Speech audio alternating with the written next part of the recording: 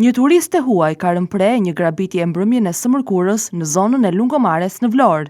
Sipas informacioneve paraprake nga policia, njëri është afruar turistes teksa ajo po shëtiste në këtë zonë bregdetare dhe i ka marrë me forcë nga qafa një varëse floriri.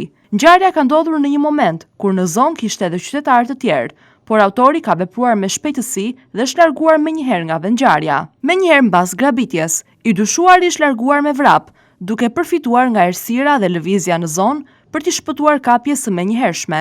Pas marrjes së njoftimit, shërbimet e policisë kanë bërritur në vendngjarje dhe kanë nisur menjëherë veprimet hetimore. Uniformat blu kanë kryer kontrolle në zonën përreth, si dhe kanë mbledhur dëshmi nga persona që mund të kenë qenë pranë në momentin e ngjarjes. Burime policore bëjnë me dije se personi dyshuar është identifikuar dhe po punohet intensivisht për lokalizimin dhe arrestimin e tij. Ndërkohë, materialet procedurale janë referuar prokurorisë për veprime të mëtejshme, ndërsa vijojnë hetimet për zbardhjen e plotë të rrethanave të kësaj ngjarjeje.